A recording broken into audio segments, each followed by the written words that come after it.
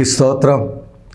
ప్రభునందు ప్రియులరా, ప్రభు అయిన యేసుక్రీస్తు నామమున ముందుగా మీకు అందరికీ నా హృదయపూర్వక శుభాభినందనలు.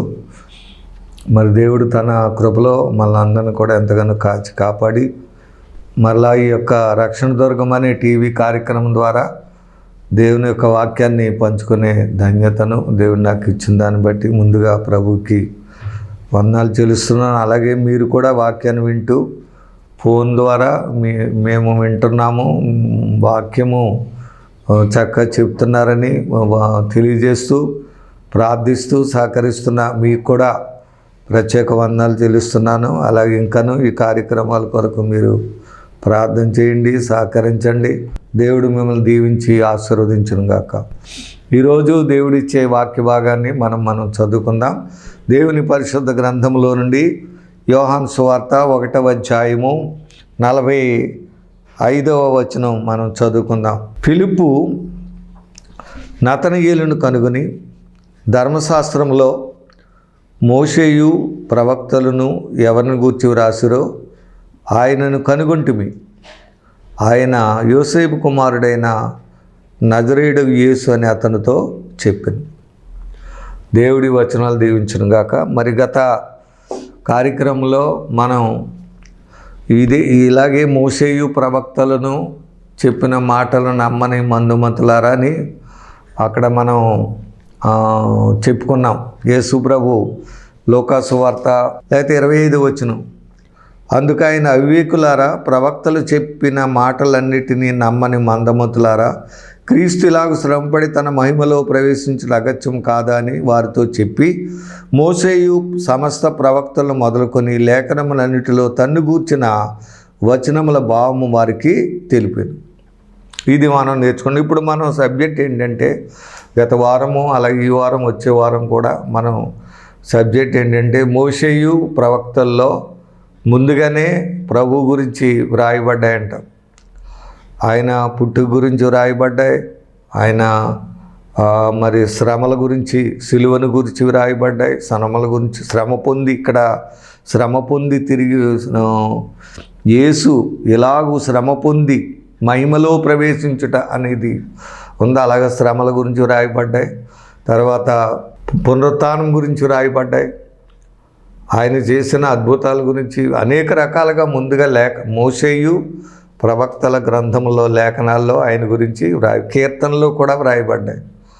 మరి 2వ కీర్తన లేకపోతే 17 ఈ కీర్తనలన్నీ కూడా యేసు ప్రభుకి సంబంధించిన కీర్తనలుగా మనం చదువుతున్నాం. కనుక ఇక్కడ క్రీస్తు శ్రమపడి తిరిగి లేచిన అనే మాట గత వారంలో మోషే గ్రంథంలో అంటే ఆదికాండంలో అబ్రహాము కుమారుణ్ణి బలిగా అర్పించబడినప్పుడు ఆ బలిని ఆయన కుమారుడు గురించి బలి అడగలేదు, కానీ యేసు ప్రభుని గురించి భవిష్యత్తులో ఆయన కుమారుణ్ణి ఈ లోకానికి బలిగా అర్పించి రక్తం చిందింపజేసి శ్రమల పాలు చేసి రక్తం చెంది ప్రాణం పెట్టించి తిరిగి లేచేటువంటి అనుభవం గురించి ముందుగా అబ్రహాముకి లేఖనం దేవుడు సువార్తను తన కుమారుని పంపిస్తానన్న ఉద్దేశంతో ముందుగా అబ్రహాం కుమారుణ్ణి బలిమ్మని దేవుడు అడగటం మనం చూసాం. కాబట్టి ఎక్కడ బలి వచ్చినా, ఎక్కడ అర్పణ అర్పించబడినా, ఏ విధమైన అర్పణలు అర్పించబడినప్పటికీ అది రాబోయే యేసు ప్రభుకి ఆయన కుమారుడైన క్రీస్తుకి సాదృశ్యంగా ఉన్నదని మనం ఇప్పుడు కూడా మర్చిపోకూడదు. నిర్గమాకాండంలో మనం చూసినట్లయితే అక్కడ అనేక బలులు ఇవ్వబడ్డాయి, రకరకాల బలులు, పాప పరిహారార్థ బలిని, దహన బలిని, మరి అనేక రకాలైన బలులు.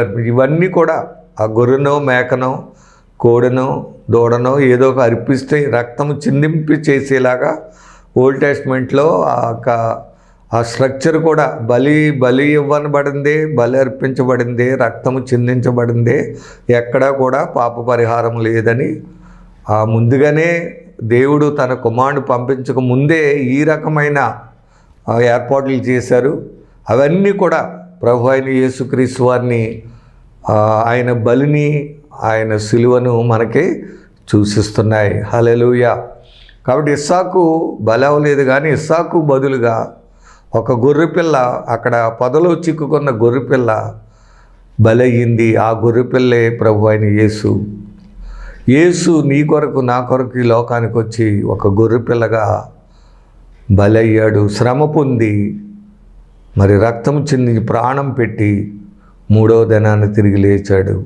ఇది ముందుగానే ఆయన అలాగా సిలువ వేయబడక ముందే లేఖనాల్లో వ్రాయబడినట్లుగా వాక్యం చెప్తుంది. కనుక దేవుని బిడ్డలారా, యేసు ప్రభు ఒట్టిగా ఏదో అకస్మాత్తుగా తెలియకుండా ఆయన వచ్చి ఏదో చేయలేదు, కానీ ముందుగా దేవుడు చెప్పినట్లుగా లేఖనంలో రాయబడినట్లు ప్రవక్తలు ప్రవచించినట్లుగా ఆయన 2000 సంవత్సరాల క్రితం ఈ లోకానికి వచ్చి ఆయన మరి సిలువ వేయబడి శ్రమ నుండి సిలువ వేయబడి రక్తం చింది ప్రాణం పెట్టి ఒక యజ్ఞం మానవాళ్ళందరి పాపం పరిహారార్థమై ఆయన పరిశుద్ధ రక్తాన్ని చిందించి మానవులకి గొప్ప రక్షణ కలుగజేశాడు. ఎవరైనా సరే ఇప్పుడు యేసుప్రభుని నమ్ముకుంటే యావత్ ప్రపంచం మీద ఎవరైనా సరే ఆయన ద్వారా పాప క్షమాపణ కలుగుతుంది.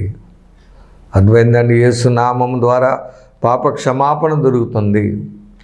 పాపములు క్షమించే దేవుడు ఆయన రక్తముతో నిన్ను కడుగుతాడు, శుద్ధి చేసి నీ పాపముల నీకు విడుదలిచ్చి నీతిమంతుడిగా, పవిత్రుడిగా, పరిశుద్ధుడిగా చేసి తద్వారా వచ్చే ఆ పరలోకమును, యాక్చువల్గా మానవుడు నరకానికి వెళ్ళిపోతున్నాడు, నశించిపోతున్నాడు, అంటే నరకానికి వెళ్ళిపోతున్న మానవుడికి ఆయన ఇచ్చిన రక్షణ ద్వారా పరలోకం దొరుకుతుంది, మోక్షం దొరుకుతుంది అనేటువంటి గొప్ప విషయాన్ని మనం చూస్తూ ఉన్నాం. ఇప్పుడు మోషే గ్రంథంలో, ప్రవక్తల గ్రంథాల్లో అని మనం ఇక్కడ నతనయేలుతో పిలుపు చెప్పినట్టు చూస్తున్నాం. ప్రవక్తల గ్రంథంలో, మోషే లేఖనముల్లో, మోషే గ్రంథం ప్రవక్తలో ఎవరు గురించి వ్రాయబడ్డ ఆయన నజరేయుడైన యేసు అని అక్కడ నతనయేలుకు మరి పిలుపు చెప్పినట్లు మనం చూసాం. అలాగే నతనయేలు వెళ్ళాడు. నతనయేలు ఆయన దగ్గరికి వెళ్ళకముందే నతనయేలు గురించి యేసు ప్రభు సువార్త అంతా చెప్పేశారు. ఇదిగో ఇతడు నిజముగా ఇశ్రాయేలీయుడు, ఇతని యందు ఏ కపటం లేదు అని చెప్పినప్పుడు, నీవు నన్ను నతనయేలు అంటారు, నీవు నన్ను ఎలా ఎరుగుతావంటే, నీవు అంజూరపు చెట్టు కింద ఉన్నప్పుడే పిలుపు నిన్ను పిలవక మునిపే నేను నిన్ను ఎరుగుదును అన్నప్పుడు వెంటనే మరి నతనయేలు, ప్రభువా నువ్వు దేవుని కుమారుడు, ఇశ్రాయేలు రాజువు, హల్లెలూయా, నువ్వు దేవుని కుమారుడు, ఇశ్రాయేలు రాజువు అని చెప్పి ఆయన నమ్మి రక్షణ పొంది దేవునిలో దేవుని కొరకు సిద్ధపడ్డాడు. బిడ్డలారా, ఈరోజు నువ్వైనా సరే, ఎవరైనా సరే, ఆయన నీ కొరకు శ్రమపడ్డాడు, నీ కొరకు సిలువ వేయబడ్డాడు, వధించబడ్డాడని నువ్వు నమ్మి ఆయన ద్వారా రక్షణ ఉందని నువ్వు తెలుసుకుంటే, ఖచ్చితంగా నమ్మితే గొప్ప రక్షణ నీకు ఇస్తారు. రక్షణ పొందుతావు, నిత్యజీవం వెళ్తావు, భక్తి జీవితం అలవడుతుంది, దైవిక శక్తి నీకు వస్తుంది, చక్కటి అనుభవాలు మనం నేర్చుకుని గొప్ప స్థితిలోనికి వెళ్ళే అవకాశం ఉంటుంది. కాబట్టి ఇంకా ఈరోజు అలాగే వచ్చే వారం కార్యక్రమం కూడా ఇదే సబ్జెక్ట్ మీద. అసలు ఎక్కడెక్కడ రాయబడిన ఈ బలియాగం గురించి ఎలాగుంది, బలియాగం గురించేనా, ఇంకా అనేక విషయాల గురించి ముందే మోషే గ్రంథంలో యేసుప్రభు గురించి, ప్రవచన గ్రంథాల్లో ఆయన గురించి వ్రాయబడ్డాయి. ఇందులో కొన్ని విషయాలు మనం ఈరోజు రేపు నేర్చుకుని దీంతో ఈ పాట ముగిందాం. చూడండి, ఆదికాండము 3వ అధ్యాయము 15వ వచనం మనం చదివితే 15, మరియు నీకును స్త్రీకిని నీ సంతానమునకును ఆమె సంతానమునకును వైరము కలగజేసేదను, అది నిన్ను తల మీద కొట్టును, నీవు దానిని మడిమి మీద కొట్టుదు అని చెప్పాను. ఇక్కడ స్త్రీకి నీకును అంటే సర్పానికి నీకును, స్త్రీకిని, నీకును స్త్రీకిని నీ సంతానమునకును ఆమె సంతానమునకు వైరము కలుగజేసేది. ఇప్పుడు కూడా మరి ఉదాహరణకి మనం జనరల్గా లోకరీతిగా సర్పం కనపడితే దాన్ని తల మీదే కొడతాం. అదేం చేస్తుంది, మానవుని చూస్తే మడివినే పట్టుకోవాలి. సరే, వైరం పెట్టాడు. ఆ రకంగా ఏదేని తోటలో ఆదామవ్వలు తినవద్దన్న పండు తినడం వల్ల అటు ఆదాముని, ఇటు అవ్వమ్మను, ఇటు సర్పాన్ని కూడా దేవుడు శపించినట్లు ఇక్కడ అది నిన్ను తల మీద కొట్టును అని అన్నది ఇక్కడ రాయబడింది. వైరము కలుగు చేశాను, అది నిన్ను తల మీద కొట్టును, నీవు దాని మడిమి మీద కొట్టుదు అని చెప్పాను. అది నిన్ను తల మీద కొట్టును, అది మనం ఇప్పుడు మొట్టమొదటి నేర్చుకున్న, అది నిన్ను తల మీద కొట్టును.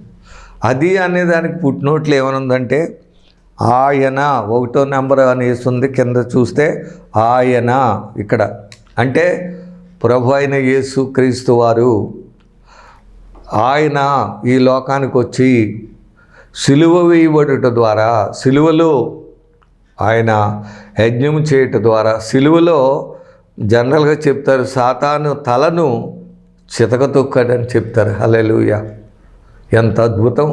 అది నిన్ను తల మీద కొట్టును. ఎప్పుడు కొట్టాడు? అది అంటే ఇక్కడ అర్థం ఏంటి? ఆయన అంటే యేసు ప్రభువారు. జనరల్గా మానవులైన మనం కూడా ఈ సర్పము, లోకరీతి సర్పాన్ని కనపడినప్పుడు తల మీద కొడతాం. కానీ సాతానును మనకు కనపడ్డాం, మనం ఎక్కడికి తొక్కుతాం? అందుకే ఇక్కడ రాయబడింది, ఆయన నిన్ను తల మీద కొట్టును అంటే, నిన్ను అంటే అపవాదిని, సాతాను అనమాట. యేసు ప్రభు ఎప్పుడు కొట్టాడు అని అంటే సిలువలో వేలాడబడుట ద్వారా, సిలువ మీద ఆయన చేసిన యజ్ఞం ద్వారా ఆ అపవాది యొక్క తలను చితకతొక్కాడని వ్రాయబడింది. హల్లెలూయా. ఎప్పుడైతే ఆ సాతాను తలను చితకతొక్కాడో వాడి నుండి మనకు విడుదల దొరుకుతుంది.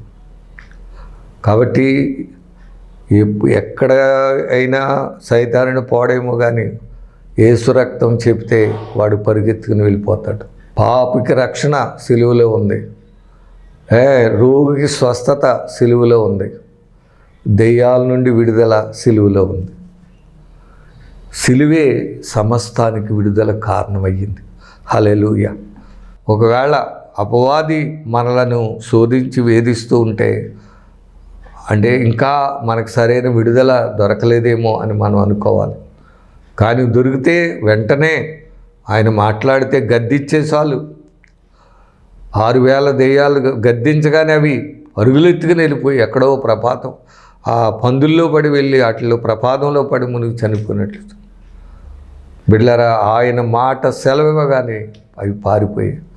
కాబట్టి ఇక్కడ సాతాను యొక్క క్రియలను, సాతానుని తల మీద చితకత్రొక్కాడు సిలువలో. ఆయన సిలువలో మరణించడం వల్ల అపవాది నుండి మానవులకి విడుదల దొరికింది. హల్లెలూయా. అర్థమైందండి? ఒకటి, మళ్ళీ చెప్తున్నాను, పాపికి పాప క్షమాపణ ఆయన చిందించిన రక్తము ద్వారా పాప విమోచన దొరుకుతుంది. పొందిన దెబ్బల ద్వారా స్వస్థత ఉంది. మూడవది, అపవాది తలను చితక తొక్కడం వల్ల అపవాది క్రియలను లయపరచడం జరుగుతూ ఉంది. కాబట్టి ఈ విషయాలు సిలువలో వేలాడబడిన తర్వాత, వధించబడిన తర్వాత మానవుడు కలిగే గొప్ప మేలులుగా, ధన్యతగా మనం భావించుకోవాలని మనం చేస్తూ ఉన్నాను. అలాగే ఇలాగనమాట, ఎక్కడ చూసినా అనేక విషయాలు మనం వీటి ద్వారా నేర్చుకోవచ్చు, అనేక విషయాలు మనం నేర్చుకోవచ్చు. అలాగే మరి 12వ అధ్యాయము 3వ వచనం మనం చూసినట్లయితే చూడండి, దేవుడు ఇక్కడ ఇది ఒక పాఠంగా కూడా మనం నేర్చుకోవచ్చు. ఇప్పుడు ఆదాము పాపం చేసి శాపానికి గురైపోయాడు. అలాగే మానవులందరం మనం కూడా పాపులమై ఉన్నాము, శాపానికి గురైపోయి ఉన్నాం. ఇప్పుడు మనకి ఆశీర్వాదం కావాలంటే ఎలా దొరుకుతుంది? అందుకే మానవుడికి ఆశీర్వాదం లేదు. ఇప్పుడు ఇక్కడ దేవుడు వాగ్దానం చేస్తున్నాడు అబ్రహాంకి 3వ అధ్యాయంలో. ఏమనంటే, నీ సంతానమునకు, చూడండి 3, నిన్ను దూషించు వారిని శపించేదను. అర్థమైందండి? దైవజనుల్ని కానీ విశ్వాసిని కానీ ఏమంటే ఎప్పుడు కూడా ఎవరు కూడా దూషించకూడదు, శపించకూడదు. దేవుని చేత రక్షణ పొందిన ఏ బిడ్డనైనా కూడా ఎవరు శపించకూడదు, దూషించకూడదు, ద్వేషించకూడదు, శత్రువుగా చూడకూడదు. ఎందుకంటే వారి పక్షాన దేవుడుండి మరి పగ తీర్చుకుంటాడని ఉంది. పగ తీర్చుడు నా పని అనేమో ఆయన పిల్లలకి చెప్తున్నాడు. నీవే పగ తీర్చుకోవద్దు, నేను పగ తీర్చుకుంటానని హెబ్రీ పత్రికలో అంటాడు. కాబట్టి వారు నీతో ఏమీ మాట్లాడే రక్షణ పొందారు కాబట్టి నిన్నేం అనకపోవచ్చు, ఇది నిన్ను తిరగబడి తిట్టకపోవచ్చు, కొట్టకపోవచ్చు, వాళ్ళు సాధువులుగా ఉంటారు కనుక ఏం మాట్లాడకపోవచ్చు.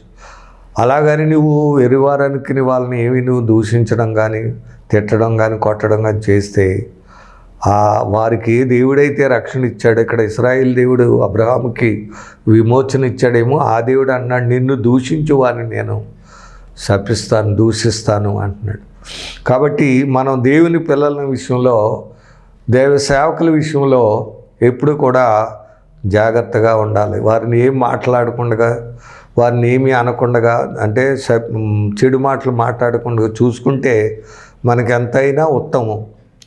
దానివల్ల మనకి హాని రాదు. చూడండి ఇక్కడ 3వ అధ్యాయంలో నిన్ను దూషించు వారిని శపించేదని. సరే, దేవుడు శపిస్తాడంట ఎవరిని? ఎప్పుడు ఆయన బిడ్డలను దూషించినప్పుడు. తర్వాత భూమి యొక్క సమస్త వంశములు, అర్థమైందండి, భూమి యొక్క సమస్త వంశములు నీ యందు ఆశీర్వదించబడునని అబ్రహాముతో అనగా. సరే, భూమి యొక్క సమస్త వంశములు. ఇప్పుడు గత వారం మనం చెప్పుకున్నాం, యేసుక్రీస్తు అబ్రహాము కుమారుడిగా లోకానికి వచ్చాడని ఉంది. ఎందుకు? అబ్రహాం పొందిన ఆశీర్వాదాలు మనకి ఇవ్వడం కొరకు ఆయన కుమారుడిగా యేసుక్రీస్తు లోకానికి వచ్చాడు. అయితే మానవులు యాక్చువల్గా నిజానికి ఇది ఏమైపోయి ఉన్నారు, ప్రభువుని తెలుసుకున్న వాళ్ళు పాపులుగాను, పాపం వల్ల వచ్చే శాపాన్ని, ఆ రోగాన్ని, ఆ యొక్క సైతాను బంధకములతో ఉంటూ బలహీనతలు, వ్యాధులు వాడు పెట్టే భయంకరమైన స్థితిని అనుభవిస్తూ నెమ్మది లేని, శాంతి లేని, సమాధానం లేని స్థితిలో ఉంటుండగా ఇక్కడ దేవుడు ముందుగానే అబ్రహాముకి వాగ్దానం చేశాడు. ఏమనంటే నీ సంతానం అన్నట్టుగా రాయబడం చూడండి. నేను భూమి యొక్క సమస్త వంశములు నీ యందు ఆశీర్వదించబడినని అబ్రహాముతో అన్నాడు. సమస్త వంశములు అంటే భూమి యొక్క సమస్త వంశములు నీ యందు కేవలం యూదులనే అంటలేదు అక్కడ, లేకపోతే నీ సంతానం అంటలేదు. భూమిలో ఉన్న సమస్త వంశములు, జీవరాశి అంతా కూడా నీ ద్వారా ఆశీర్వదించబడతాయి అని అక్కడ దేవుడు అబ్రహాముకి వాగ్దానం చేసినట్లు. ఆయన సంతానం అనగా క్రీస్తు ఏ విధంగా మనల్ని ఆశీర్వదిస్తున్నాడు, ఏ విధంగా ఆశీర్వాద కారకుడయ్యాడో అనేది గలతీ పత్రికలో మనం చూస్తే అక్కడ కరెక్ట్గా గలతీ పత్రిక పౌలు గారు మనకి చక్కటి విషయాన్ని 3వ అధ్యాయంలో మనకు తెలియజేస్తున్నారు. అది చదువుకుని చూడండి. ఆ గలతీలకు రాసిన పత్రిక 3వ అధ్యాయం 10వ వచనం చదువుకుందాం, 8వ వచనం చదువుకుందాం. దేవుడు విశ్వాస మూలముగా అన్యజనులను నీతిమంతులుగా తీర్చునని లేఖనము ముందుగా చూచి. సరే, ముందుగా చూచి అనేది పెద్ద అక్షరాల్లో ఉంది, అది మనం గమనించుకోవాలి. సరే, అబ్రహాముకి ఈ ఆశీర్వాదం ముందుగా చెప్పాడు, ముందుగానే సువార్త అందింపబడింది ఆయనకి. ముందుగా చూచి అనే అక్షరాలు చూడండి, పెద్ద అక్షరాలుగా పెట్టారు. కాబట్టి అబ్రహాముకి దేవుడు చెప్పినప్పుడు ఇక్కడ యేసు ప్రభువుని పంపించాడని ముందుగానే ఆయన అబ్రహాంతో ఆశీర్వాదంగా చేస్తాను ఈ జనాంగం నీ ద్వారా అన్నట్టుగా అక్కడ మాట్లాడు. చూడండి, దేవుడు విశ్వాస మూలముగా, అదేంటి ప్రభు అయిన యేసునందు ఎవరైతే విశ్వాసం ఉంచుతారో అన్యజనులను నీతిమంతులుగా తీర్చునని. సరే, అందరినీ యేసుక్రీస్తు ద్వారా ఆయనందు విశ్వసించి నీతిమంతులుగా తీర్చునని లేఖనము ముందుగా చూచి నీ యందు అన్యజనులు ఆశీర్వదించబడుతున్న అబ్రహామునకు సువార్తను ముందుగా ప్రకటించెను. హల్లెలూయా. కాబట్టి ధర్మశాస్త్ర గ్రంథం మందు రాయబడిన విధులన్నీ చేయుటకు నిలకడగా ఉండని ప్రతివాడు అని రాయబడి, ధర్మశాస్త్రము చేత ఎవడును దేవుని ఎదుట నీతిమంతుడని తీర్చబడిన సంగతి స్పష్టమే.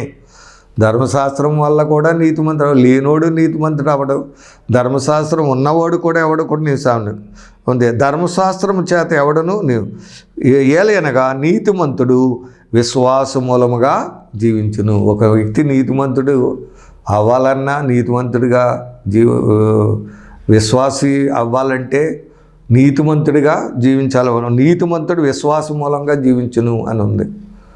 ఇక్కడ మనం అర్థం, విశ్వాసిగా మారినప్పుడు అతడు నీతివంతుడిగా జీవించడం. ఏంటి విశ్వాసం? ఇప్పుడు చూడండి, ధర్మశాస్త్రము విశ్వాస సంబంధమైనది కాదు, కానీ దాని విధులను ఆచరించేవారు వాటి వల్లనే జీవం. ఆత్మను గూర్చిన వాగ్దానము, చూడండి ఇక్కడ ఇదేం వచనం, ఆత్మను గూర్చిన వాగ్దానము విశ్వాసం వలన మనకు లభించినట్లు అబ్రహాము పొందిన ఆశీర్వచనము క్రీస్తు యేసు ద్వారా అన్యజనులు కలుగుటకై, సరే ఇప్పుడు అన్యజనులందరికీ కలుగుటకై క్రీస్తు మన కోసము శాపమై, సరే మన కోసం ఏమై ఇప్పుడు సిలువలో శాపమై మనలను ధర్మశాస్త్రం యొక్క శాపం నుండి విమోచించెను. ఇందుని గురించి వ్రాయబడింది ఏంటంటే, మ్రాను మీద వేలాడిన ప్రతివాడు శాపగ్రస్తుడని వ్రాయబడి ఉన్నది. సరే ఇప్పుడు ఎందుకు సిలువ వేయబడ్డాడు, ఎందుకు శ్రమ పడవలసి వచ్చింది, ఎందుకు ఆయన మరణించవలసి వచ్చింది, రక్తం చిందవలసి వచ్చిందంటే, ఇక్కడ మనం చెప్పినట్లుగా అబ్రహాము పొందిన ఆశీర్వచనం మనం అన్యజనులకు అన్నాడు, భూమి వంశములన్నీ కూడా నీ ద్వారా దాన్ని నెరవేర్చాలటానికి తన కుమారుడైన యేసుక్రీస్తును వచ్చి ఆయన ఏం చేశారు, సిలువలో వేలాడింప చేశాడు. సిలువలో మ్రాను మీద వేలాడదీశాడు అనమాట. సిలువ వేయించాడు. సిలువ వేయించడం అంటే సిలువలో ఎవరైనా సిలువ వేలబడితే వాడి శాపగ్రస్తుడు అంటారనమాట. ఇప్పుడు యేసయ్య ఈ లోకానికి మన కొరకు వచ్చి సిలువ వేయబడ్డాడంటే మన శాపాన్ని, మన పాపాన్ని ఆయన భరించి ఆ పాప శాపము నుండి మనల్ని విమోచించి మనల్ని నీతిమంతులుగా పరిశుద్ధులుగా చేసి విశ్వాస సంబంధమైన చక్కటి జీవితాన్ని మనకిచ్చి అబ్రహాముతో పాటు ఆశీర్వదింపబడే పిల్లలుగా యేసు మరణం చేయడానికి ఈ లోకానికి వచ్చాడు. హల్లెలూయా. అందుకొరకే ఆయన సిలువ వేయబడ్డాడు. ప్రియుల, రక్తం చిందించిందే పాపం పోయేది లేదు. మానవుడు దెబ్బలు తినందే శాపం పోయేది లేదు. శిక్ష ఇప్పుడు ఓ తప్పు చేసిన వాడికి ఓ దెబ్బ శిక్ష అనేది ఉంది కదా. మన లోకరీతిగా జడ్జిలు కూడా చెప్తారు కదా, తప్పుకి ఎంత తప్పుకి శిక్ష వేయాలో అన్నీ ఉన్నాయి కదా. లా ఉంది, ధర్మశాస్త్రం ఉంది, దానికి నీతి విధులు ఉన్నాయి, బాధ్యతలు ఇవన్నీ ఉన్నాయి. అలాగా మనం పొందవలసిన శిక్ష, మనం పాపులు లేక తప్పు చేసి పొందవలసిన శిక్ష ఆయన పొందాడు. ఆ దెబ్బలు ఆయన తిన్నాడు. ఆ మరణాన్ని, మనం పొందవలసిన మరణాన్ని మనకు బదులుగా ఆయన పొంది ఇప్పుడు మానవులైన మనల్ని ఆ పాప శాపముల నుండి విమోచించి అబ్రహాము పొందిన ఆశీర్వచనములు మనకు అనుగ్రహించాడు. హల్లెలూయా. ఎంత గొప్ప భాగ్యం. నిజంగా యేసయ్య యొక్క శ్రమ పడటం, సిలువేయబడడం అంటే లోకరీతిగా వెరితనం అనుకుంటున్నారు, కానీ ఆయన నమ్మినప్పుడు గొప్ప ఆ పాప శాపం విడుదల పొంది అబ్రహాం పొందిన ఆశీర్వాదం మనకు దొరుకుతుంది.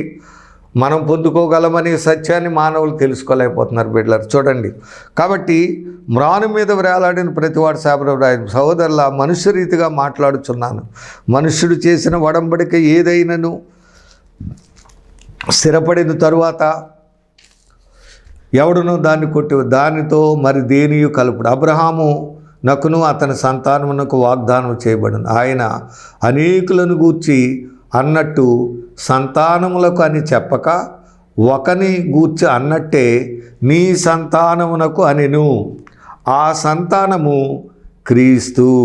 హల్లెలూయా. ఇది సరే చూసారా, అసలైన ఈ గల్తీ పత్తుల్లోనే ఉంది. ఆ సంతానము క్రీస్తు. క్రీస్తు ఈ లోకానికి వచ్చి మన కొరకు శ్రమపడి సిలువ వేయబడి రక్తం చిందించి మరణించి బిడ్డలారా మన అందరి గొప్ప విడుదల పొంది. కాబట్టి ఎంతమంది అయితే యేసును అంగీకరిస్తారో వారందరూ కూడా నీతిమంతులై మరి విశ్వాస జీవితాన్ని కలిగి విశ్వాసులై అబ్రహాం పొందిన ఆశీర్వాదాలు దీవులతో వర్ధిల్లుతూ దేవుని రాజ్యములు అబ్రహాం ఎలాగైతే పునాదులు గల పట్టణం కొరకు ఎదురు చూశారు, ఆ రాజ్యము పరలోకంలో ఉన్నారు. అలాగే ఆయన నమ్మిన బిడ్డలు కూడా రక్షణ పొందిన వారు ఎవరైనా సరే నీతిమంతులై పరిశుద్ధులై పరలోకం చేరి గొప్ప ధన్యత ఇస్తున్నారు. కాబట్టి వాక్యం వింటున్న దేవుని బిడ్డలారా, కాబట్టి ముందుగానే అబ్రహాంకి అన్ని దేవుడు తెలియజేశాడు. అక్కడ కుమారుని బలి ఇవ్వడంలో దేవుడు నా కుమారుని బలిస్తానని ముందుగా అబ్రహాముకు తెలియజేసినట్లుగా చూస్తున్నాం.